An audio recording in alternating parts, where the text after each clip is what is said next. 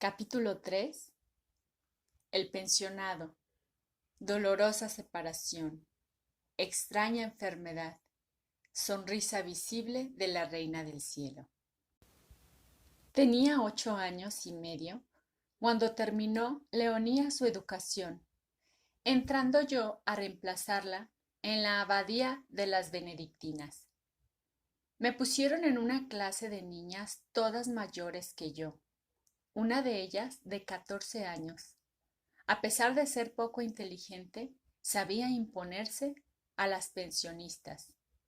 Al ver el cariño que me demostraban todas las religiosas, y que a pesar de ser la más pequeña, era casi siempre la primera en las composiciones, tuvo envidia de mí y me hizo pagar de 1000 maneras mis pequeños triunfos. Mi natural, tímido y delicado, no sabía defenderse, contentándome con llorar sin decir nada. Celina lo mismo que vuestra reverencia. Madre mía, ignoraba mi pena. Y yo no tenía bastante virtud para sobreponerme a tales miserias, de modo que mi pobre corazoncito sufría mucho. Por fortuna cada noche volvía al hogar paterno, y allí se dilataba mi alma, saltaba sobre las rodillas de papá y le decía las notas que había merecido, y sus besos me hacían olvidar todas mis penas. Con qué gozo anuncié el resultado de mi primera composición. Había tenido sobresaliente y recibí en recompensa una flamante monedita de plata que guardé en mi alcancía destinándola a los pobres, lo mismo que hice cada jueves en adelante. Estos mimos le eran realmente necesarios a la pobre Florecita. Sí, le era menester hundir a menudo sus tiernas raíces en la tierra amada y selecta de la familia, ya que en ninguna otra parte encontraba la savia preciosa para su subsistencia. Todos los jueves teníamos asueto, pero esas vacaciones no se parecían a las que concedía vuestra reverencia, las cuales, por lo regular, pasaba yo en el mirador con mi padre. No sabiendo jugar como las demás niñas, no me consideraba compañera muy agradable. Sin embargo, hacía todo lo posible para imitar a las otras, sin conseguirlo jamás. Después de una compañía de Celina, que me era, por decirlo así, indispensable, buscaba sobre todo la de mi primita María, porque me dejaba elegir los juegos que me gustaban. Nuestros corazones y nuestras voluntades marchaban ya siempre a la par, como si Dios nos hubiera hecho presentir que abrazaríamos un día la misma vida religiosa en el Carmen. Muy a menudo en casa de mi tío, María y Teresita se convertían en dos verdaderas ermitas muy penitentes, sin más bienes que una pobre cabaña, un trigalito y un jardín, donde cultivaban algunas legumbres. Pasaban la vida en continua contemplación, reemplazándose la una a la otra en la oración cuando era necesario ocuparse en la vida activa. Todo lo hacíamos con la cordialidad, silencio y modales propios de religiosas. Si íbamos de paseo, continuábamos nuestro género de vida, aún en la calle. Las dos ermitañas iban rezando el rosario, contando con los dedos para no llamar la atención del indiscreto público. Pero un día se descuidó el solitario Teresita, pues le dieron un pastel para su merienda y antes de comérselo hizo una señal de la gran cruz, por lo cual muchos profanos del siglo no pudieron contener una sonrisa. Nuestra unión de voluntades era excesiva a veces. Volviendo una tarde de la abadía, quisimos imitar la modestia de los solitarios. Yo dije a María, guíame, voy a cerrar los ojos. Yo quiero cerrarlos también, me respondió, y ambas los cerramos. No debíamos temer los carruajes, pues íbamos por la acera, pero después del agradable paseo de algunos minutos, en que las dos aturdidas saboreaban la delicia de caminar sin ver, cayeron juntas sobre unas cajas colocadas en la puerta de un almacén y las volcaron de golpe. Al punto salió el comerciante lleno de cólera para levantar sus mercancías, pero las ciegas voluntarias se habían levantado solas y andaban precipitadamente con los ojos y oídos bien abiertos para oír los justos reproches de Juana, que parecía tan enfadada como el mercader. Nada he dicho aún de mis nuevas relaciones con Celina. En Lisieux se trocaron los papeles. Tornóse ella un diablillo lleno de malicia, y Teresita, una niñita muy mansa, pero en extremo llorona. Así es que necesitaba un defensor, siendo de ver la intrepidez con que mi querida hermanita se encargaba de este oficio. Solíamos hacernos a menudo regalitos que nos proporcionaban mutuamente grandísimo placer. Y es que en aquella edad no conocíamos los engaños de la vida. Nuestras almas, en toda su lozanía, se abrían como flor primaveral, dichosas de recibir el rocío de la mañana. La misma ligera brisa balanceaba nuestras corolas. Sí, nuestras alegrías eran comunes. Claramente lo experimenté el hermoso día de la primera comunión de mi querida Celina. Contaba yo entonces con 7 años de edad y no iba aún a la abadía. Cuán grato recuerdo de su preparación. Durante las últimas semanas, vuestra reverencia, madre mía, le hablaba cada noche del gran acto que iba a cumplir, y yo escuchaba, ávida de prepararme también, y cuando ordenaba que me retirase, diciéndome que era todavía demasiado pequeña, se entristecía mucho mi corazón. Me parecía que 4 años no eran demasiado para prepararse a recibir a Dios. Una noche oí que le decían a mi feliz hermanita: desde la primera comunión tendrás que empezar una vida enteramente nueva. Entonces tomé la resolución de no esperar hasta aquel día para comenzar yo también una vida nueva, sino que decidí empezarla al mismo tiempo que Celina. Los días de retiro preparatorio los pasó mi hermana como interna en la abadía. Qué largos me parecieron. Luego, por fin, el venturoso día, qué deliciosa impresión dejó en mi alma. Fue para mí como el preludio de mi primera comunión. Cuántas gracias recibí. Considero aquel día como uno de los más hermosos de mi vida. He retrocedido algo en mi relato para mencionar este inefable recuerdo. Tócame ahora para hablar de la dolorosa separación que destrozó mi alma al arrebatarme Jesús a mi tierna y amada madrecita. Le había dicho un día que me gustaría retirarme con ella a algún apartado desierto. Respondióme en aquel que era su deseo también, pero que para realizarlo aguardaría a que yo fuese bastante mayor. Entonces Teresita tomó en serio este imposible proyecto. ¿Y cuál no sería su desconsuelo al oír a su querida Paulina hablar con María de su próxima entrada en el Carmen? Yo no sabía lo que era el Carmen, pero comprendía que había de dejarme para entrar en un convento. Comprendí entonces que no me esperaría. ¿Cómo podré expresar la angustia de mi corazón? En un instante se me presentó la vida con toda su realidad, llena de sufrimientos y continuas separaciones, y derramé amarguísimas lágrimas. Ignoraba entonces el gozo del sacrificio. Era yo débil, tan sumamente débil, que considero como un gran favor del cielo el haber podido soportar, sin morir, aquella prueba que aparentemente era muy superior a mis fuerzas. Nunca olvidaré la ternura con que me consoló mi madrecita. Me explicó la vida del claustro, y una noche, repasando solita en mi corazón el cuadro que me había trazado, sentí que el Carmen era el desierto donde Dios, nuestro Señor, quería también ocultarme. Lo sentí con tal fuerza que no cruzó por mi mente la menor duda de ello. No fue una ilusión de niña que se deja arrastrar por el entusiasmo, sino la certidumbre de un llamamiento divino. Aquella impresión que me es imposible describir, me dejó con una paz muy grande.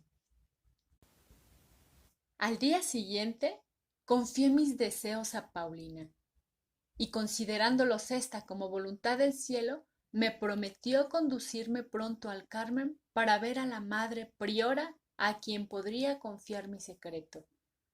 Se escogió un domingo para esta solemne visita. Grande fue mi contrariedad cuando supe que tendría por compañera a mi prima María, siendo joven aún para poder ver a las carmelitas. A pesar de todo, era indispensable encontrar un medio de quedar sola. Y he aquí lo que se me ocurrió. Dije a María que, habiéndosenos concedido el privilegio de ver a la reverenda madre, debíamos ser muy amables y corteses, y para ello confiarle nuestros secretos. Por tanto, que sería preciso salir un momento la una y después la otra. A pesar de su repugnancia en confiar secretos que no tenía, María me dio crédito y pude hacer quedar sola con la madre María Gonzaga, quien oyó mis grandes confidencias y se convenció de mi vocación. Con todo me dijo que no se recibían postulantes de 9 años y sería preciso esperar hasta cumplir los 16 años. A pesar del vivo deseo de entrar con Paulina y hacer mi primera comunión el día de su toma de hábito, tuve que resignarme. Llegó al fin el 2 de octubre, día de lágrimas y bendiciones, en el cual tomó Jesús la primera de sus flores, flor regalada, que había de ser, pocos años después, madre de sus hermanas, en tanto que mi queridísimo padre, en compañía de mi tío y de María, subía la montaña del Carmelo para ofrecer su primer sacrificio. Mi tía me llevó a misa con Leonía y Celina. Llorábamos de tal manera, al entrar en la iglesia, que la gente nos miraba con extrañeza, pero esto no me impidió manifestar mi dolor.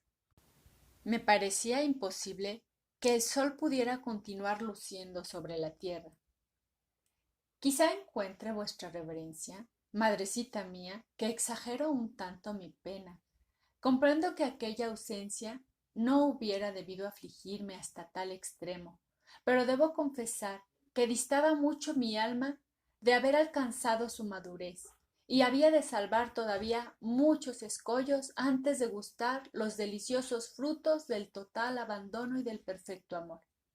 La tarde de aquel mismo día, 2 de octubre de 1882, vi a mi querida Paulina convertida ya en Sor Inés de Jesús, tras las rejas del Carmen.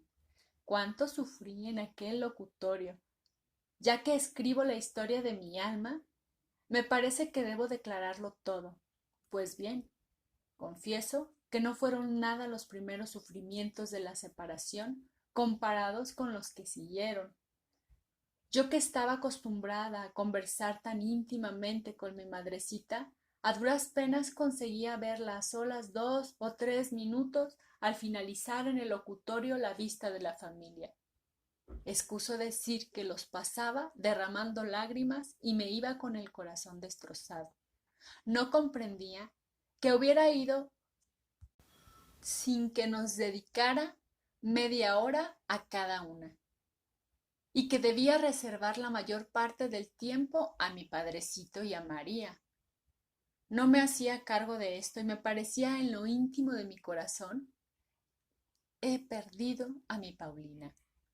Mi espíritu se desarrolló tan extraordinariamente en medio del sufrimiento que poco después caí enferma de gravedad. La enfermedad que me atacó provenía sin duda alguna de la envidia del demonio, el cual, furioso por esta primera entrada en el Carmen, pretendió vengarse en mí del perjuicio tan grande que debía causarle mi familia en lo futuro. Mas ignoraba él que la reina del cielo velaba cuidadosamente por su florecita, que le sonreía desde arriba y haría cesar la tempestad en el crítico momento en que su delicado y frágil tallo fuera a troncharse sin remedio. Al finalizar aquel año de 1882, me dio un dolor de cabeza continuo, pero soportable, que no me impidió proseguir mis estudios. Y esto duró hasta la Pascua de 1883. Por entonces fue papá a París con Leonía y María, dejándonos a Celina y a mí al cuidado de mis tíos. Cierta noche, encontrándome sola con mi tío, empezó a hablarme de mamá y de los recuerdos pasados con tal ternura que me llegó al alma y me hizo llorar. Mi sensibilidad le impresionó. Quedó sorprendido de que a mi edad tuviera yo los sentimientos que expresaba, y resolvió proporcionarme toda clase de distracciones durante los días de vacación. Dios lo tenía dispuesto de otra manera. Aquella misma noche se me agravó un extremo del dolor de cabeza y me entró un temblor extraño que me duró hasta el día siguiente. Mi tía no se separó de mí un momento. Como verdadera madre, me colmó durante toda mi enfermedad de los más solícitos, tiernos y abnegados desvelos. ¿Cómo expresar el dolor de mi pobrecito padre al encontrarme en aquel estado desesperante a su regreso de París? Creyó de pronto que me moría, pero nuestro Señor hubiera podido responderle, no, esta enfermedad no es mortal, ha sido ordenada para gloria de Dios. Efectivamente, Dios fue glorificado en aquella tribulación. Lo fue por la admirable resignación de mi parte y de mis hermanas, particularmente de María. Cuánto sufrió por mi causa. Qué agradecimiento tan grande guardo a esta querida hermana. Su corazón le dictaba lo que requería mi estado, y verdaderamente el corazón de una madre puede más que las ciencias de los más sabios doctores. Entretanto, aproximábase, madre mía, tu toma de hábito. Si bien evitaban hablar de ello ante mí por temor de afligirme, pensando que no podría asistir a ella, pero en lo íntimo de mi corazón yo abrigaba la creencia de que Dios me daría el consuelo de volver a ver en tal día a mi querida Paulina. Sí, abrigaba el convencimiento de que aquella fiesta no tendría nubes. Sabía que Jesús no privaría a su esposa de la presencia de su hijita, cuya enfermedad tanto la había hecho ya sufrir. Y así sucedió. Pude abrazar a mi madre querida, sentarme en su falda, esconderme bajo su velo y recibir sus dulces caricias. Pude contemplarla sumamente embelezadora bajo sus blancos atavíos. Verdaderamente fue aquel un día espléndido en medio de mi sombría tribulación, pero fue un día, o mejor dicho, una hora, que pasó con extraordinaria rapidez, pues pronto me vi obligada a subir al coche que me alejó del Carmen. Al llegar a los Bisones, me hicieron acostar, aunque no sentía cansancio alguno, pero al otro día volví a recaer tan gravemente que, según los humanos cálculos, era imposible que sanara. No sé cómo explicar aquel mal tan extraño. Decía cosas que no pensaba, hacía otras como obligada y a pesar mío casi siempre parecía delirar. Con todo, tengo la seguridad de no haber perdido un solo instante el conocimiento. A veces permanecía desmayada horas enteras hasta el punto de quedarme privada por completo de acción. Pero en medio de aquel entorpecimiento extraordinario, oía claramente cuando se decía en torno mío, aunque fuera en voz baja, todavía me acuerdo de ello. Qué terrores más espantosos me sugería el demonio. Tenía miedo absolutamente de todo. Mi cama me parecía rodeada de horribles precipicios, varios clavos que había en la pared de la habitación tomaban a mis ojos la aterradora figura de unos dedotes negros y carbonizados que me arrancaban gritos de espanto. Un día me miraba mi padre en silencio, y su sombrero, que tenía en la mano, se transformó de repente en no sé qué forma horrible, causándome terror tan grande que al notarlo mi pobre papá se marchó sollozando. Mas si Dios permitió al demonio que se acercara a mí exteriormente, también me enviaba ángeles visibles para consolarme y fortalecerme. María no me dejaba un momento, jamás demostró el menor disgusto ni cansancio a pesar del trabajo que le daba, pues no consentía que se apartara de mí un instante. Durante las comidas me hacía compañía Victoria, pero yo no cesaba de llamar llorando. María, María. Si salía de casa, había de ser para ir a misa o ver a Paulina, pues solamente entonces la dejaba marchar sin protestar. ¿Qué diré de Leonía y de mi Selinita? ¿Cuánto hicieron por mí? Los domingos pasaban horas enteras encerradas con una pobre niña que parecía idiota. Queridas hermanitas, cuánto os hice padecer. Mis tíos fueron también sumamente cariñosos conmigo. Cada día venía a verme mi tía y me traía 1000 chucherías. No puedo expresar hasta qué punto aumentó mi ternura para con ellos durante mi enfermedad. Decía mi padre, no olvides nunca, hija mía, la abnegación extraordinaria que os demuestran vuestros tíos. En los días de su ancianidad la experimentó él también. Ahora protegerá y bendecirá desde el cielo a los que le prodigaron tan cariñosas y desinteresadas atenciones. En los escasos momentos de tregua que me concedía el dolor, era mi mayor goce tejer coronas de margaritas y miosotas para la Virgen María. Estábamos en la sazón en el hermoso mes de mayo. La naturaleza toda se engalanaba con flores primaverales. Solo la florecita languidecía y parecía marchita para siempre, pero brillaba a su lado un sol que era la imagen milagrosa, la de la Reina de los cielos, y a menudo, muy a menudo, volvía la florecita su corola hacia ese astro bendito. Un día entró papá muy conmovido en mi aposento y con profunda expresión de tristeza acercóse a María y le dio unas cuantas monedas de oro, pidiéndole que escribiera a París para encargar una novena de misas en el santuario de Nuestra Señora de las Victorias para obtener la curación de su pobre reinecita. Su fe y su amor me penetraron el alma. Cuánto hubiera dado por poder levantarme y decirle que estaba sana. Mas mis deseos no podían hacer un milagro, y era preciso uno muy grande para devolverme la vida. Sí, se imponía un gran milagro, y lo hizo por completo Nuestra Señora de las Victorias. Un domingo, durante la novena, salió María al jardín dejándome al cuidado de Leonía, que leía junto a la ventana. Al cabo de algunos minutos me puse a llamar casi en voz baja, María, María. Leonía estaba acostumbrada a oírme gemir así constantemente y no me hizo caso. Entonces grité muy alto, y al punto acudió María. La vi muy bien entrar, mas por primera vez no la reconocí. Miré en torno mío, dirigí al jardín una mirada ansiosa y empezó otra vez a llamar. María, María. Imposible describir el dolor que me causaba aquella lucha forzada e inexplicable. Pero María padecía quizá más aún que su pobre Teresita.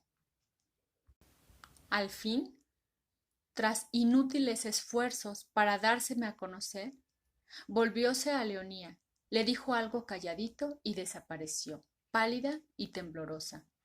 Leonía me llevó cerca de la ventana y vi en el jardín, sin reconocerla todavía, a María, que caminaba despacito, tendiéndome los brazos, sonriéndome y llamándome con su más tierno acento, Teresita, Teresita mía. Viendo que esta segunda tentativa no daba mejor resultado que la primera, se arrodilló llorando mi querida hermana al pie de mi cama y volviéndose hacia la Virgen bendita, le rogó con el fervor de una madre que pide, que exige la vida de su hija. Leonía y Celina hicieron lo mismo. Aquella oración fue el grito de que forzó la puerta del cielo. No encontrando auxilio alguno en la tierra y casi a punto de morir de dolor, habíame vuelto yo también hacia mi Madre del cielo, pidiéndole con toda mi alma que tuviera por fin compasión de mí. De repente se animó la imagen. La Virgen Santísima tornóse hermosa, pero de una hermosura tan divina que jamás encontré palabras para describirla. Su rostro respiraba inefable dulzura, bondad, ternura.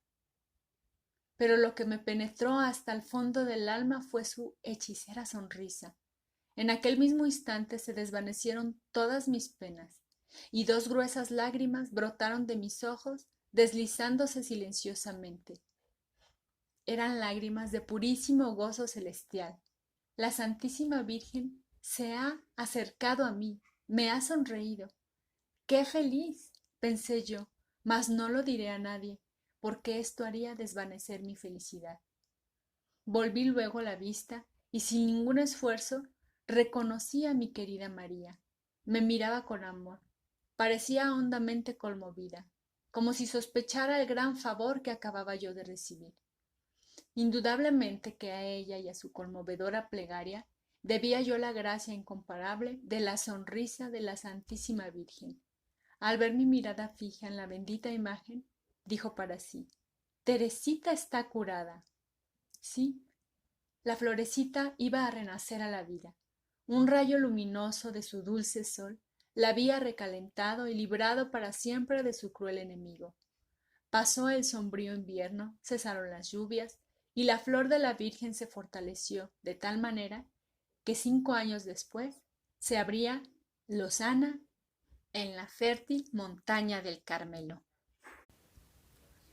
Según dije ya, María tenía la persuasión de que la Santísima Virgen, al devolverme la salud, me había concedido alguna gracia secreta, de modo que cuando me encontré sola con ella no pude resistir a sus tiernas e insistentes preguntas, sorprendida de ver descubierto mi secreto sin que yo hubiera dejado escapar una sola palabra. Se lo confié enteramente. Por desgracia, no me había equivocado.